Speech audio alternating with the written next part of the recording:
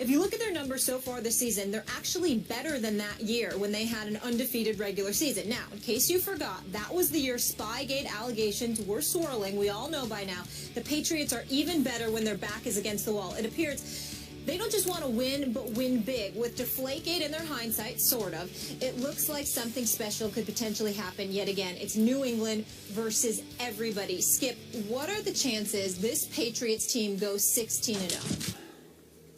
Molly, Stephen A., I don't want to jinx my Patriots by saying they're going to go 16-0. I'm just going to say it's extremely likely. It's extremely probable they will go 16-0 because the great Tom Brady is on an 07-like mission to show the NFL what he thinks of Deflategate. Deflate this.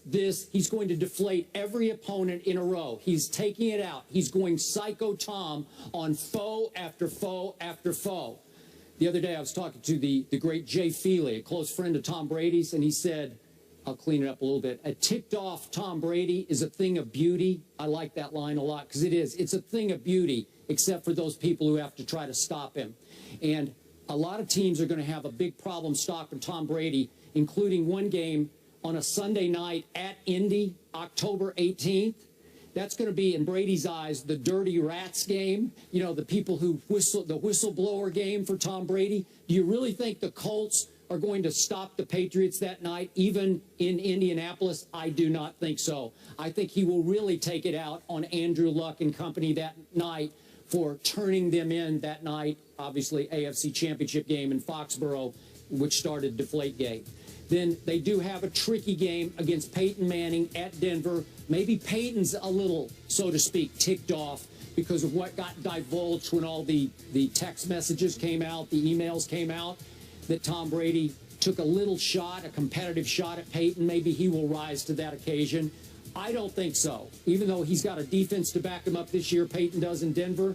I think that the Patriots might be a slight favorite in that game. It'd be close, but maybe slight favorites. That's a dicey game, but I would give that to New England. And then finally, December 27th, second to the last game, versus the arch-rival Jets at Jets. That'll be a tough one. It could come down to that. They could be 14-0 at that point. Would you give that to Todd Bowles and Darrelle Revis? I don't know. Not after what we saw, obviously, last Sunday, but I think that'll be a dicey game. So I'm going to say at Denver, at Jets, two possibly losable games, but not likely. So can I envision 16-0 with Tom Brady at the helm, driving this bus? You better believe I can. I can't. I think that the New England Patriots will definitely lose one, likely go 14-2, possibly go 13-3. They will not go undefeated because the one that I am absolutely booking, obviously considering all things being equal, meaning everyone being healthy and just looking at the personnel that both teams have and how they're playing, I believe that the Denver Broncos will beat New England in Denver. That's the one that I'm not wavering on one bit. The Patriots will lose to the Denver Broncos so long as all the bodies remain intact and everybody remains healthy. Okay? The other two possibilities, I don't consider the Bills to be one of them. I think on the road in New England, I don't believe that the Bills will be able to do it. I think that the Jets have a shot. They'll get annihilated at MetLife Stadium, in New England. But I think at MetLife Stadium on December 27th, I believe the Jets have a chance at winning that game. Yep. And I do believe that the other game that I'm going to look at is I think the Giants have a chance of beating the Patriots on November 15th. I'm surprised you didn't bring that up right away. That's the one I circled for you. Right. I thought you'd go right to that game.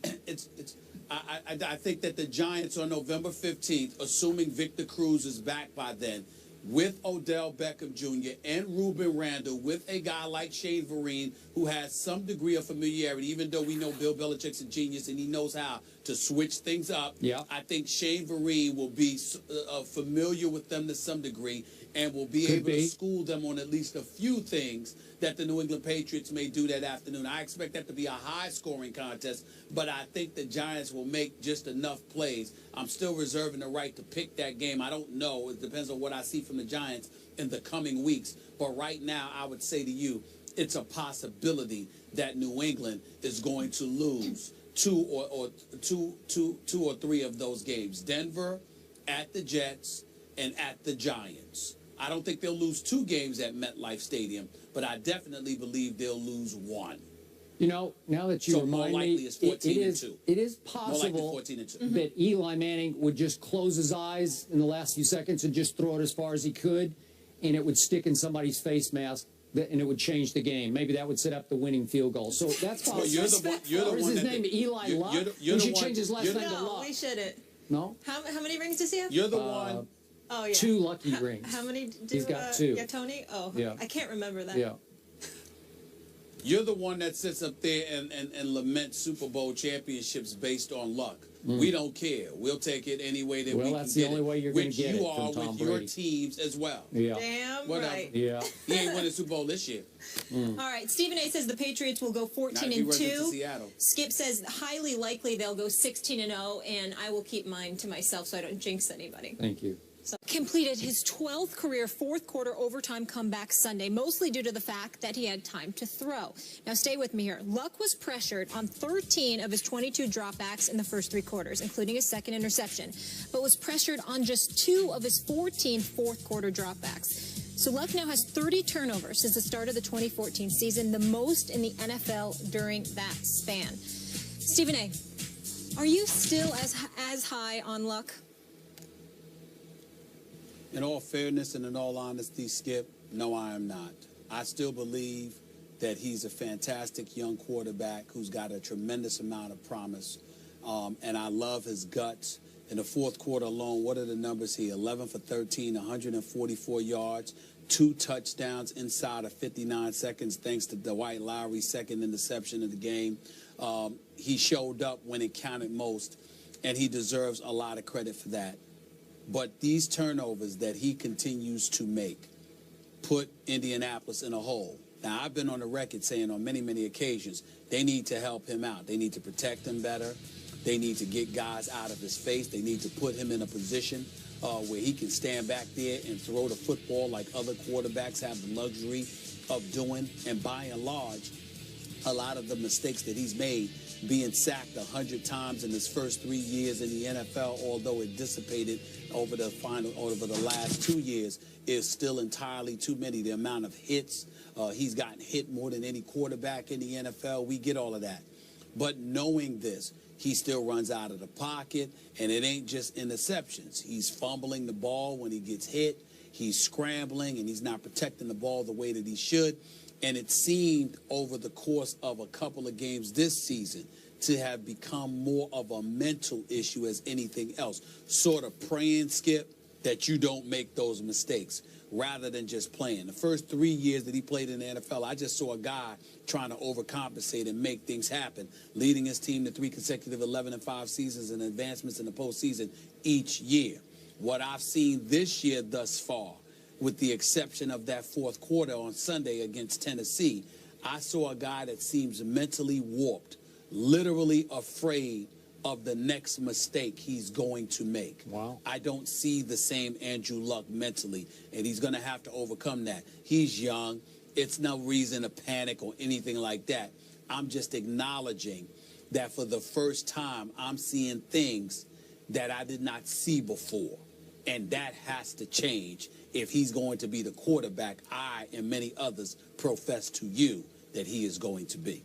So you're conceding a little bit that I wasn't just being a hater when I called it a premature coronation of Andrew Luck, the turnover machine that he has been for the past, really, 4 years. Well, I wouldn't go that far because I just said to you that the things that I'm seeing now I didn't see before. I thought when you were saying that before, you were seeing things you wanted to see. I think right now Andrew Luck has made you a prophet because now the things that you were swearing about, which to me did not exist before, suddenly have come into existence, and I think they're relevant now. Okay, but he did have the second most turnovers in all of pro football to Mark Sanchez when Luck was a rookie. And then that continued into last year when he had the second most turnovers to Jay Cutler, your favorite quarterback. So I'm just reacting to what I see. I still didn't care about any of that.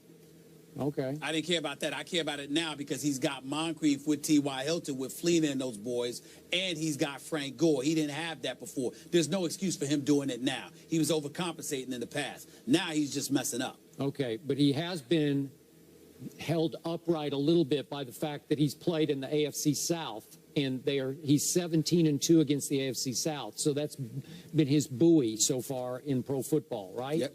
Okay. Buoy, I like that name. Yeah. That was pretty smooth. All right, up next we stay in the AFC, guys. Steve Smith Sr. says the Ravens' D needs to step their game up. How is his team going to react?